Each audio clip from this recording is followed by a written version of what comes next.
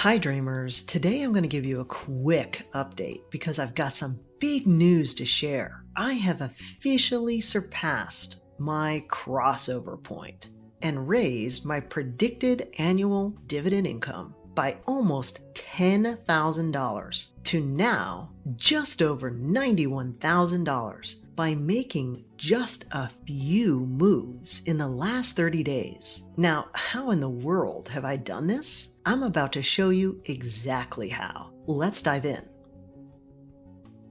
All right. So I normally don't show you screenshots from my actual accounts, but today I'll make an exception. If you hit the Dividend View tab and scroll all the way to the bottom, you'll see your grand total of your current value and the estimated annual income for your dividends. And here you can see it right here on the screen, $91,237.33.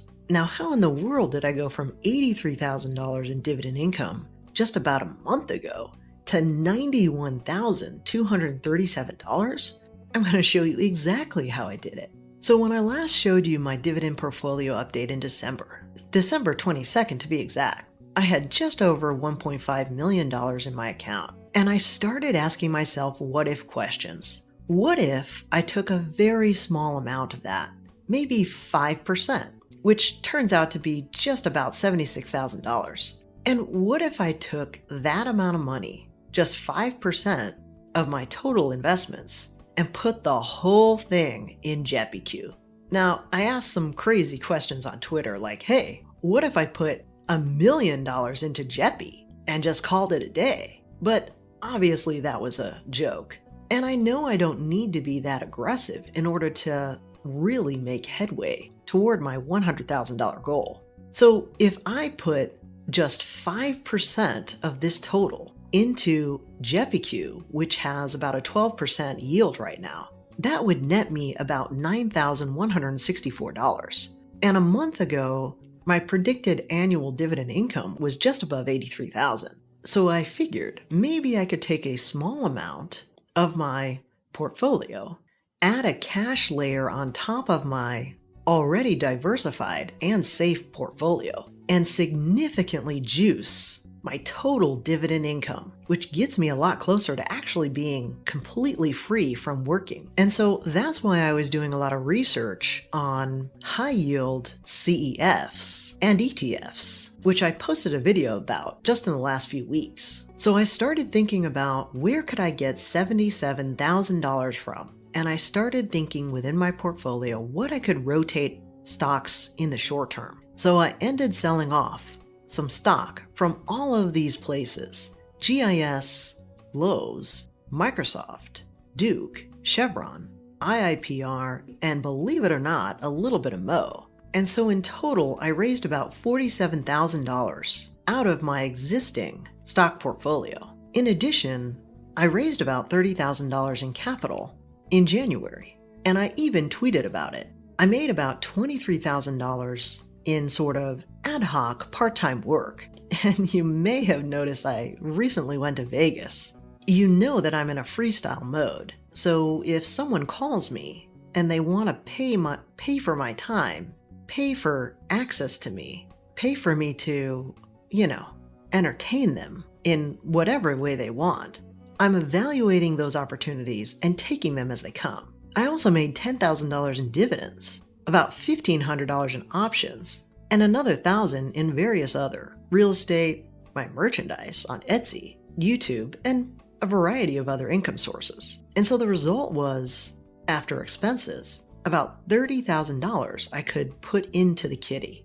And so there you have it. Within a month, I was able to find that $77,000. And what's interesting is, if you actually do the math on this, $47,000 out of that investment amount, I really only shifted about 3% of my total stock portfolio. So in other words, I really didn't make that many changes to my existing portfolio that I showed you at the end of December. And so what did I buy? Well, with that money, I put about $4,000 into Jeppy. I already had almost this amount in QQQX.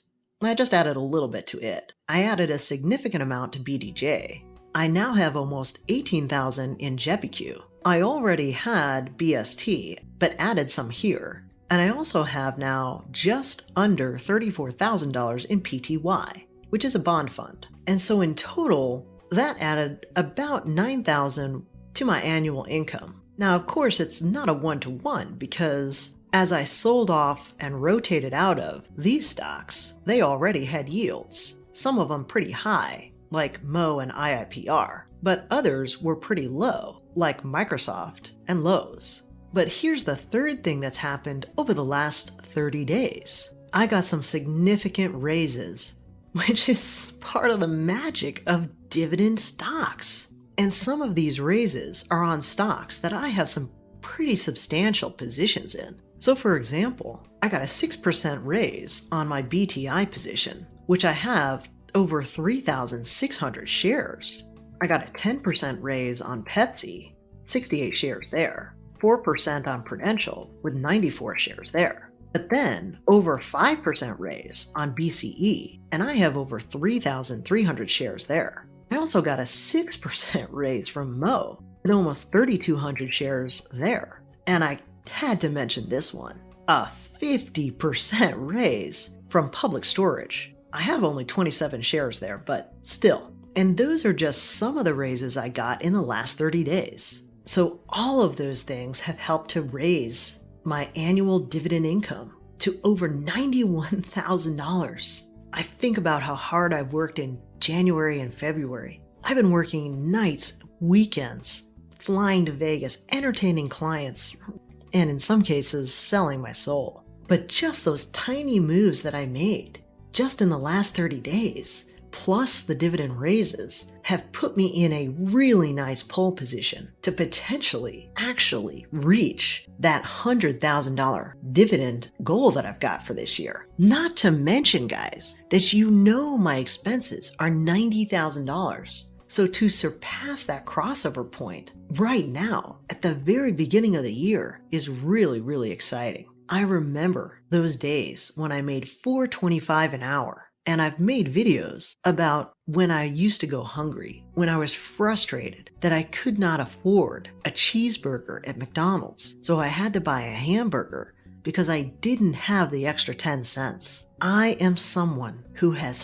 fought and optimized. And if you watch my dream series, I lay out exactly, step by step throughout my life, exactly how I've gotten here, which is a repeatable path that anybody can take. I am living proof that it is possible, that you don't have to inherit wealth. You don't have to be a multi-millionaire to gain freedom, because you can see it right here on the screen, exactly how I'm getting to this annual dividend income. And if you want the full detail of my portfolio, like I mentioned, it hasn't really changed much in the last 30 days.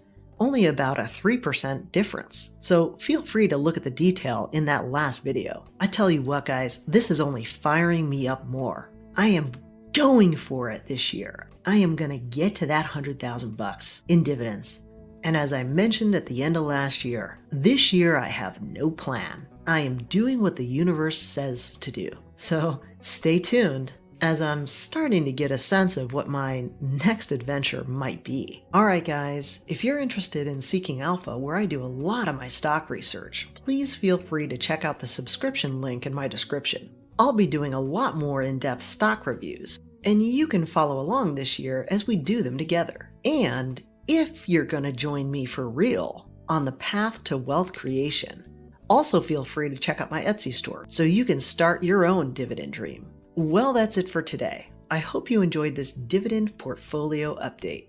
As always, I encourage you to do your own research, then implement and learn by putting it into practice. As a reminder, I'm not a financial advisor, so keep in mind these videos are for entertainment and inspiration only.